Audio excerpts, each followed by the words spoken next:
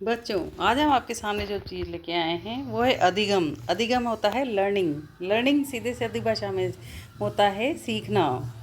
ठीक है, क्या हमने सीखा। ठीक है, तो फर्स्ट क्वेश्चन स्टार्ट करते हैं। अधिगम अनुभव और प्रशिक्षण के द्वारा व्यवहार में परिवर्तन है। यदि हमने कोई चीज़ सीखी, ठीक है, जैसे हमने बालक ने सबसे पहले चलना सीखा तो वो पहले कई बार गिरा। यदि गिरते वक्त वो डर गया और फिर उसने दोबारा खड़े होने की कोशिश नहीं की तो वो कोई लर्निंग नहीं हुआ। लेकिन क्या हुआ, वो बार बार खड़ा हुआ, 2 कदम चला, 4 कदम चला, 6 कदम चला, 8 कदम चला, गिरा, फिर चला, फिर गिरा। तो उसने क्या किया, धीरे धीरे एक सभ्य पुरुष की तरह चलना सीख लिया। मनुष्य की तरह चलना, 2 पैरों से चलना उसने सीख लिया। ठीक है, तो वो क्या हुआ, उसका अधिगम हो गया, यानी कि लर्निंग हो गई, उसने सीख लिया उस चीज़ को। तो अनुभव और प्रशिक्षण के द्वारा व्यवहार में परिवर्तन है। तो उसका अनुभव हुआ, चलते समय गिरा, फिर उठा, फिर चला। ठीक है, और ये प्रशिक्षण किसने दिया, उसने आसपास उसके बड़े बहन भाई को, उसके मम्मी पापा को, उसके परिवार, उसके दोस्त जितने भी वो बनते थे उन सबको चलते हुए देखा, है ना। फिर वो गिरा तो उसको फिर उसके परिवार वालों ने उसकी उंगली पकड़ के फिर से उसे आगे बढ़ा दिया कि नहीं चलो, पहिया पहिया चलो, या फिर पैरों में एक शूज़ पहना दिए जैसे लाइट चलती है तो बच्चा उससे प्रोत्साहित हो, उससे कह रहे कि लाइट चमक रही है तो फिर वो चलने का प्रयास करता है। तो किसी न किसी प्रकार से उसको ट्रेनिंग भी दी गई, उसका अनुभव भी हुआ। तो उससे क्या किया, उसने सीखा यानी कि अधिगम किया। तो अधिगम किया तो जो बालक घुटने के बल चलता था वो खड़ा होकर चलना सीख गया, तो उसके व्यवहार में परिवर्तन हुआ। ठीक है, तो ये परिभाषा किसने दी थी, गेट्स ने। क्वेश्चन नंबर 2, अधिगम प्रगतिशील रूप से व्यवहार को ग्रहण करने की प्रक्रिया है। अधिगम की ये परिभाषा निम्नलिखित में से किसने दी, चार्ल्स स्किनर ने। अधिगम अनुभव के कारण हमारे मौलिक व्यवहार में संशोधन है। जो हम सीख रहे हैं सामान्य सी चीज़ें, यदि उससे हम स्कूल विद्यालय गए, वहाँ उसने अक्षर बनाना सीखा, दोस्त बनाना सीखा, उनसे अच्छे व्यवहार करना सीखा, टीचर ने अनुशासन सिखाया, है ना, पढ़ना सिखाया, तो उसके मौलिक व्यवहार में संशोधन हुआ, या संशोधन यानी कि चेंज हुआ, बदलाव हुआ, उसमें कुछ सुधार हुआ। ठीक है, तो अधिगम अनुभव के कारण हमारे मौलिक व्यवहार में संशोधन है। अधिगम की परिभाषा निम्नलिखित में से किसने दी, काल्विन ने। क्वेश्चन नंबर 4, अधिगम वह कोई भी क्रिया है जो कि बाद की क्रिया पर अपेक्षाकृत स्थायी प्रभाव डालती है।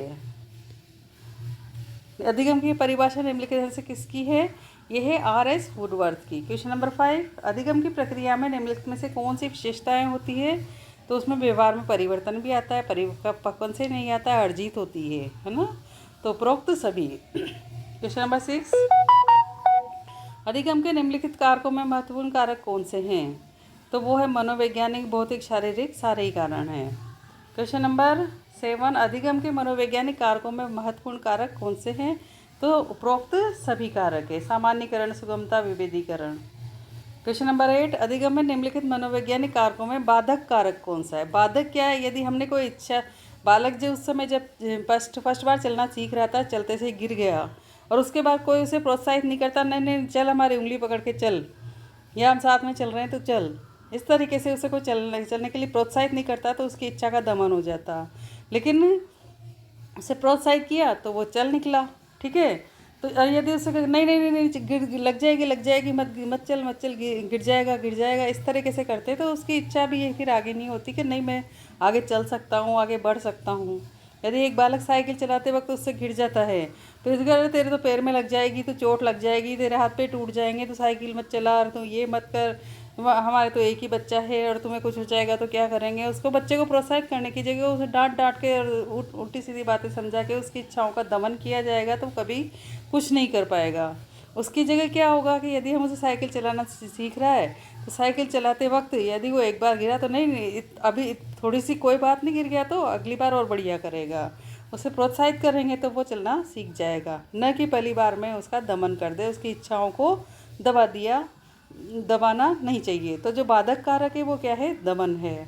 क्वेश्चन नंबर 9, अधिगम के निम्नलिखित मनोवैज्ञानिक कारकों में सबसे अधिक महत्वपूर्ण कारक कौन सा है, तो वो होता है सामान्यीकरण। क्वेश्चन नंबर 10, निम्नलिखित में से किस शारीरिक कारक का सीखने पर अनुकूल प्रभाव पड़ता है, तो परिपक्वता का। क्वेश्चन नंबर 11, निम्नलिखित में से किस शारीरिक कारक का सीखने पर सबसे कम प्रभाव पड़ता है, तो वो लिंग भेद का।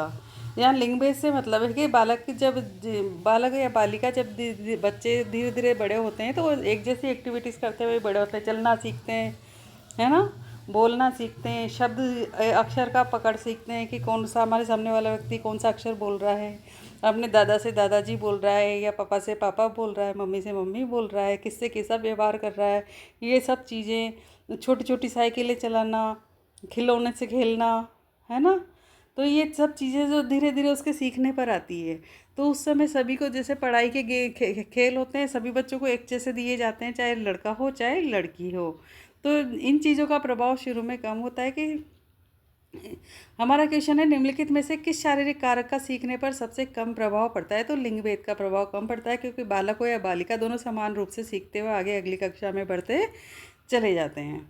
ठीक है। क्वेश्चन नंबर 12, निम्नलिखित में से किस शारीरिक कारक के कारण सीखना असंभव है, वो है परिपक्वता। निम्नलिखित में से कौन सा भौतिक कारक सीखने में बाधक है, वो है प्रदूषण। अधिगम की जननिक प्रक्रिया का प्रथम सोपान निम्नलिखित में से कौन सा है, तो सीखने वाले की उन्मुखता। क्वेश्चन नंबर 15, अन्य व्यक्तियों में के जैसे वो व्यवहार निम्नलिखित में से क्या कहा जाएगा, तो वो अनुकरण कहा जाएगा।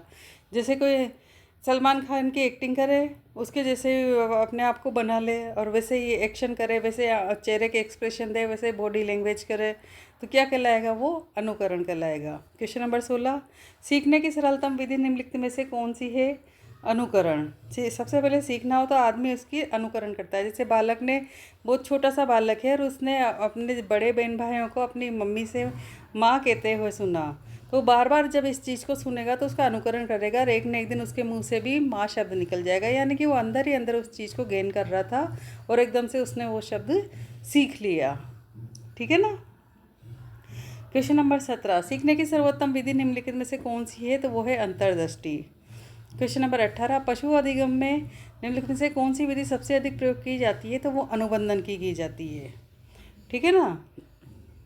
क्वेश्चन नंबर, अनुबंधन से तात्पर्य ये है यहाँ पर, जैसे है ना, एक डॉग है, कुत्ता है ना, और फिर एक घंटी बजाई जाती है, ठीक है, और उसको भोजन रखा जाता है। जब बार बार ये प्रोसेस करेंगे अपन कि कुत्ता है, हमने घंटी बजाई और उसको भोजन रख दिया, तो वो डॉग समझ जाएगा कि जब भी घंटी बजेगी मुझे भोजन मिलेगा, तो उसने उस चीज़ से अनुबंधन उसका कर लिया। क्वेश्चन नंबर 19, क्लासिकी अनुबंधन निम्नलिखित में से किसके नाम से जाना जाता है, तो वो पावलोव के नाम से जाना जाता है। पावलोव के क्लासिकी अनुबंधन के प्रयोग निम्नलिखित में से किस पर किए गए थे, तो वो कुत्ते पर किए गए थे। निम्नलिखित में से किस मनोवैज्ञानिक ने नवजात शिशुओं में अनुबंधन पर प्रयोग किए थे, वो क्रास्नोगोरस्की था। निम्नलिखित में से किस मनोवैज्ञानिक ने वयस्क व्यक्तियों में अनुबंधन पर प्रयोग किए, तो वो था लेशले। क्वेश्चन नंबर 23, अनुबंधन की प्रक्रिया में प्रथम सोपान निम्नलिखित में से कौन सा है, तो वो है उत्तेजना। क्वेश्चन नंबर 24, अनुबंधन की प्रक्रिया में सबसे अधिक महत्वपूर्ण कारक निम्नलिखित में से कौन सा है, तो समयगत संबंध की स्थापना। जैसे मैंने बताया कि जैसे घंटी बजी और भोजन आ जाता था, तो वो उसका संबंध उससे जोड़ दिया गया था, है ना, तो समयगत संबंध की स्थापना करना। क्वेश्चन नंबर 25, प्रयोगशाला में अनुबंधन से निम्नलिखित में से क्या लाभ होता है।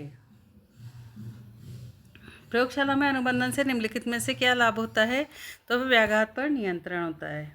क्वेश्चन नंबर 26, निषेधात्मक समायोजन अधिगम की निम्नलिखित में से कौन सी विधि है, तो अनुबंधन की विधि है।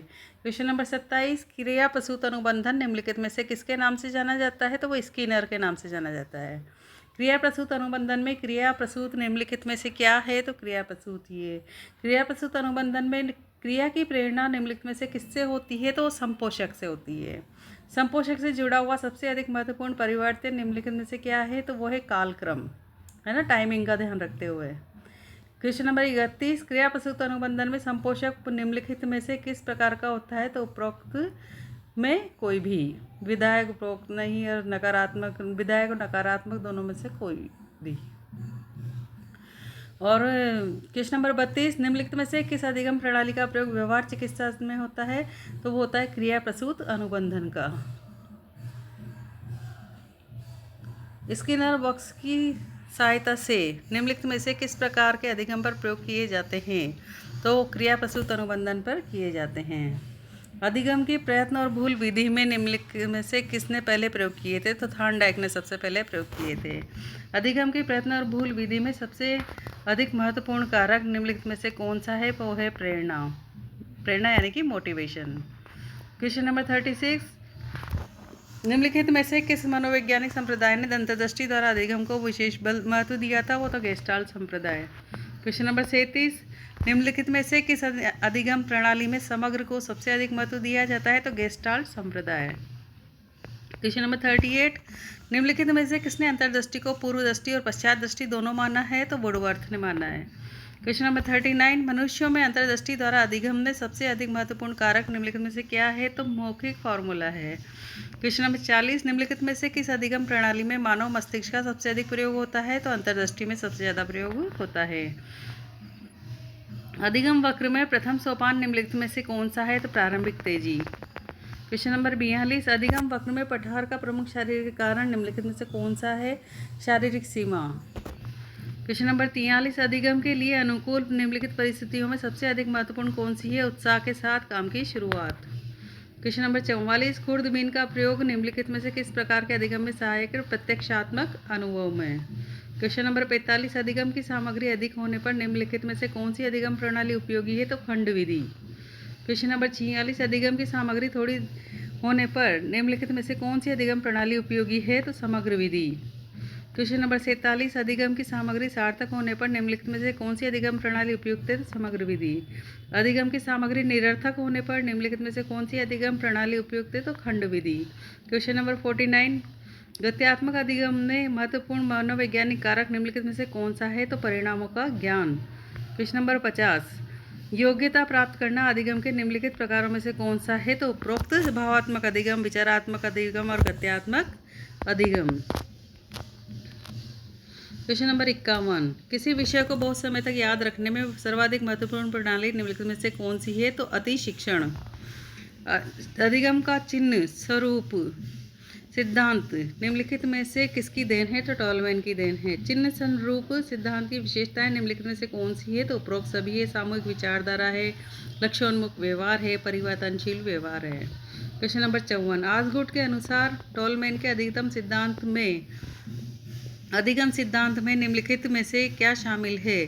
तो प्रेरणात्मक सिद्धांत भी शामिल है, संपोषक सिद्धांत भी शामिल है और साचर सिद्धांत भी शामिल है, उपरोक्त सभी। क्वेश्चन नंबर 55, टॉलमैन ने अधिगम के निम्नलिखित नियमों में से किनका समर्थन किया है? तो उसने सभी का समर्थन किया है, क्षमता का नियम का भी किया है, उपकरण के स्वरूप का नियम का भी किया है, प्रस्तुतिकरण की पद्धति विषयक नियम का भी किया है। अधिगम का संपोषक सिद्धांत निम्नलिखित में से किसकी देन है? तो वह है क्लार्क एल हल की। एक स्थिति के अधिगम के दूसरी स्थिति के अधिगम को प्रभावित करने का क्या नाम है? प्रशिक्षण अंतरण। प्रशिक्षण अंतरण में सहायक निम्नलिखित में से कौन सा अंतरण का प्रकार है? सकारात्मक अंतरण। प्रशिक्षण अंतरण में बाधक निम्नलिखित में से कौन सा अंतरण का प्रकार है? तो वो है नकारात्मक अंतरण। क्वेश्चन नंबर 60, अंग्रेजी भाषा में सकारात्मक प्रशिक्षण अंतरण निम्नलिखित में से किसके अधिगम से हो सकता है? तो वो लैटिन से। ठीक है। संवेदनात्मक गतिवाही अंतरण में सहायता निम्नलिखित में से किस प्रकार के अधिगम से मिलती है? तो गत्यात्मक अधिगम से मिलती है। क्वेश्चन नंबर 62, WG स्लाइड ने अधिगम अंतरण के निम्नलिखित में से किस प्रकार के प्रयोग किए? तो स्मृति संबंधी किए उन्होंने। क्वेश्चन नंबर 63, व्याकरण के प्रशिक्षण का अधिगम अंतरण निम्नलिखित में से किस विषय के सीखने में होता है? तो वो साहित्य के सीखने में होता है। क्वेश्चन नंबर 64, आधुनिक अंतरण सिद्धांतों के अनुसार प्रशिक्षण अंतरण निम्नलिखित में से किसका होता है? तो समान तत्वों का होता है। क्वेश्चन नंबर 65, सीखना अभ्यास के द्वारा किस में परिमार्जन है? तो व्यवहार में। सीखने से व्यवहार में परिवर्तन होता है। ठीक है, व्यवहार अच्छा होता है। क्वेश्चन नंबर 66, उद्दीपक अनुक्रिया के मध्य साहचर्य स्थापित कराने वाले प्रक्रम को क्या कहते हैं? उसे कहते हैं लर्निंग, अधिगम, सीखना। क्वेश्चन नंबर 67, टॉलमैन ने सीखने को किसके बीच साहचर्य स्थापित होना माना है? तो उद्दीपक और उद्दीपक के बीच साहचर्य स्थापित होना माना है। क्वेश्चन नंबर 68, सीखने की परिभाषा में व्यवहार में परिवर्तन एक कैसा पक्ष है? तो महत्वपूर्ण पक्ष है। क्वेश्चन नंबर 69, सीखने का प्रयत्न एवं त्रुटि का सिद्धांत किसके द्वारा विकसित किया गया? थॉर्नडाइक के द्वारा। थॉर्नडाइक ने अपना प्रसिद्ध प्रयोग किस पे किया था? बिल्ली पर। इसमें क्या हुआ था कि जब एक बिल्ली को पिंजरे में रखा हुआ था, उसमें एक क्लिप ऐसा था जिसमें और जिसके दबाने पर वो बिल्ली उसको रोटी तक पहुंच सकती थी, है ना। उसमें रोटी लटकी हुई थी, तो उसने कूद कूद कर उस पिंजरे में उस रोटी तक पहुंचने की बहुत कोशिश की, लेकिन उसको नहीं मिली। अचानक ही उसके बिल्ली का पाँव उस क्लिप पर पड़ जाता है और क्लिप दबते से ही रोटी नीचे आ जाती है और बिल्ली उसे खा लेती है। तो ये चीज़ उसने जब बार बार उसने प्रयास किए तो उसके समझ में आ गया कि जिस जगह पे उसका पाँव पड़ रहा है, उसकी वजह से क्लिप पे उसका पाँव पड़ रहा है, जिससे ये काम आसानी से हो रहा है। तो बार बार भूल और त्रुटि के सिद्धांत उसने दिया, और इसी सिद्धांत से ये बिल्ली उसमें जब बार बार सही पे क्लिक, पहले तो अनजाने में उस बटन पे क्लिक कर रही थी, है ना। और लेकिन फिर धीरे धीरे उसको समझ में आ गया कि ये क्लिप पे जब भी पाँव रखूँगी तो ये खुल जाएगा। तो उसने सही क्लिप पे पाँव रखना शुरू कर दिया, ठीक है ना। तो उसने बिल्ली पे प्रयोग किया। क्वेश्चन नंबर 71, थॉर्नडाइक के प्रयोगात्मक अध्ययनों में विशेषतः किसमें योगदान किया? नैमित्तिक अनुबंधन पर। थॉर्नडाइक के प्रयत्न में त्रुटि सिद्धांत में किस पर विशेष बल दिया गया? समझ पे। किस क्रिया को बार बार दोहराने से उसका संबंध दृढ़ हो जाता है? थॉर्नडाइक के किस नियम पर आधारित है? अभ्यास का नियम, ठीक है ना। क्रिया की सफलता से संतोष एवं असफलता से असंतोष होता है। ये थॉर्नडाइक के किस नियम को इंगित करता है? प्रभाव के नियम को। क्वेश्चन नंबर 75, किस क्रिया से प्राणी को संतोष प्राप्त होता है? उसका परिस्थिति अनुक्रिया संबंध की शक्ति पर क्या प्रभाव पड़ता है? तो वो बढ़ जाती है। क्वेश्चन नंबर 76, थॉर्नडाइक के संशोधित प्रभाव के नियम के अनुसार क्या सही है? पुरस्कार का विधेयात्मक प्रभाव अधिक शक्तिशाली होता है। सीखने का अंतर्दृष्टि सिद्धांत किसकी देन है? तो गेस्टाल्टवादियों की। अंतर्दृष्टि सिद्धांत का प्रवर्तक कौन माना जाता है? कोहलर ने अपना प्रसिद्ध प्रयोग किस पे किया था? वन मानुष यानी कि चिंपैंजी पर। अंतर्दृष्टि का संबंध किससे है? बुद्धि से। गेस्टाल्टवादियों ने किस पर विशेष बल दिया है? प्रत्यक्षीकरण पर। गेस्टाल्टवादियों ने परिस्थिति के सही प्रत्यक्षीकरण को क्या कहा है? अंतर्दृष्टि। अंतर्दृष्टि कैसे होती है? आकस्मिक। अंतर्दृष्टि के संबंध में कौन सा कथन असत्य है? अंतर्दृष्टि में अनुक्रियाओं की त्रुटियों से धीरे धीरे कमी होती है। क्लासिकी अनुबंधन का प्रवर्तक कौन है? पावलोव। क्लासिकी अनुबंधन के जन्मदाता पावलोव किस देश के थे? रूस के। क्लासिकी अनुबंधन को क्या कहा जाता है? पावलोवियन अनुबंधन। पावलोव ने प्रसिद्ध अनुबंधन का प्रयोग किस पर किया था? कुत्ते पर। जैसा कि मैंने वीडियो के स्टार्टिंग में कुछ ही क्वेश्चन में ये चीज़ आपको बताई थी कि कुत्ते पर किस तरह से अनुबंधन बिठाया था, कि उसको घंटी बजा के और फिर उसको भोजन दिया जाता था, ठीक है। पावलोव के अनुबंधन प्रयोग में पहले किसको उपस्थित किया गया? पहले ध्वनि, पश्चात भोजन। पावलोव के प्रयोग में भोजन चूर्ण या खाद्य चूर्ण को अनुबंधन की भाषा में क्या कहा गया है? अनानुबंधित उद्दीपक। अनानुबंधित उद्दीपक भोजन चूर्ण के उपस्थित करने पर कुत्ते में होने वाले लार स्राव को क्या कहते हैं? अनुबंधित अनुक्रिया। जैसे उसको भोजन दिया जाता था तो घंटी बजते से ही उसको लगने लग गया कि जैसे घंटी बजेगी मेरे लिए भोजन आ जाएगा, तो उसके अंदर लार टपकने उसकी लग जाती थी। फिर एक बार क्या किया उसने, इस तरह से बार बार प्रोसेस करता रहा वो कि घंटी बजाई और भोजन दिया, घंटी बजाई और भोजन दिया।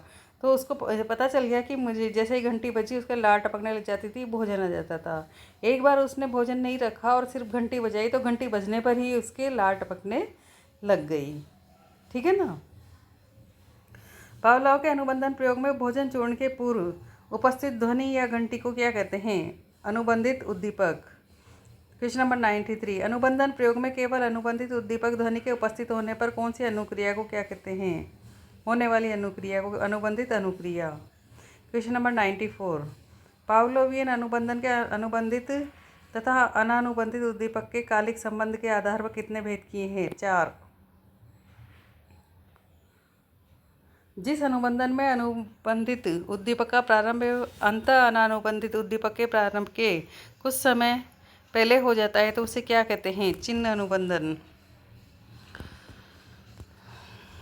क्वेश्चन नंबर 96, किस अनुबंधन में अनानुबंधित उद्दीपक का प्रारंभ पहले एवं अनुबंधित उद्दीपक का प्रारंभ बाद में होता है, पृष्ठमुखी अनुबंधन में। क्वेश्चन नंबर 97, जिस अनुबंधन में अनुबंधित उद्दीपक का प्रारंभ अनानुबंधित उद्दीपक के प्रारंभ के पूर्व तथा उसका अंत अनानुबंधित उद्दीपक के प्रारंभ के साथ, उसके मध्य में या उसकी समाप्ति के साथ होता है तो उसे क्या कहते हैं? विलंबित अनुबंधन।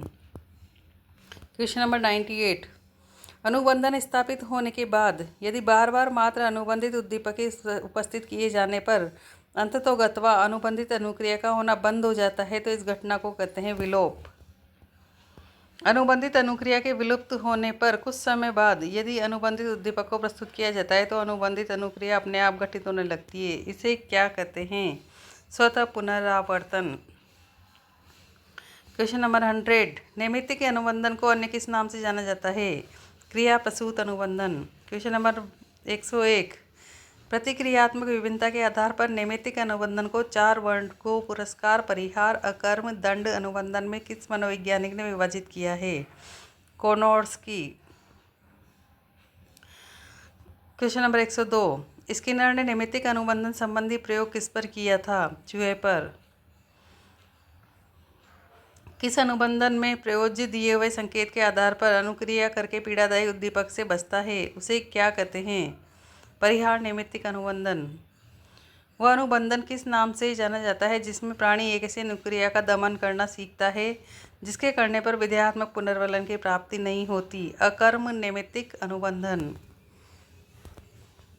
क्वेश्चन नंबर 105, एक बालक को नित्य मिठाई दी जाती है परंतु जिस दिन वो गाली देता है उस दिन उसे मिठाई नहीं दी जाती। यह किस प्रकार का अनुबंधन है? अकर्म नैमित्तिक अनुबंधन।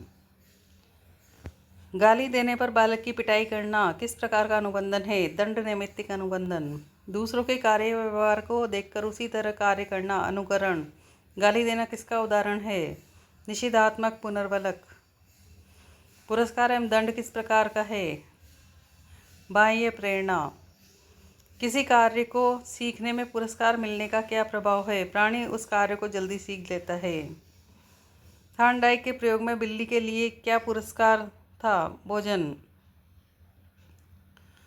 प्रतिस्पर्धा से सीखने में क्या हो जाता है? वृद्धि। परिणामों का ज्ञान सीखने से में किसका कार्य करता है? प्रेरणा। प्रेरणा यहाँ का मतलब है यहाँ मोटिवेशन से। क्वेश्चन नंबर 114, दंड को निषेधात्मक प्रभाव पुरस्कार के विधेयात्मक प्रभाव से कितना प्रबल होता है? कम। निंदा या दोष सीखने के लिए क्या अधिक शक्तिशाली होगा? अकेले में करना। पुनर्वलन के अभाव में क्या होता है? अव्यक्त अधिगम। ऐसे व्यवहार को क्या कहते हैं जो ज्ञात एवं निश्चित उद्दीपकों द्वारा होते हैं? प्रतिकृत व्यवहार। प्रशिक्षण स्थानांतरण क्या है? एक परिस्थिति से प्राप्त प्रशिक्षण का दूसरी परिस्थिति के सीखने में उपयोगी। क्वेश्चन नंबर 119, प्रथम अवस्था में सीखे गए कार्य के परिणाम स्वरूप दूसरे कार्य का सीखना कठिन हो जाए तो यह प्रशिक्षण स्थानांतरण किस प्रकार का है? निषेधात्मक। क्वेश्चन नंबर 120, एक कार्य के सीखने का दूसरे कार्य के सीखने पर कोई प्रभाव नहीं पड़ता तो इस प्रशिक्षण स्थानांतरण को क्या कहते हैं? शून्य प्रशिक्षण स्थानांतरण। प्रशिक्षण स्थानांतरण का सर्वप्रथम अवयव सिद्धांत, सर्वसम अवयव सिद्धांत किसके द्वारा प्रतिपादित किया गया? थॉर्नडाइक के द्वारा।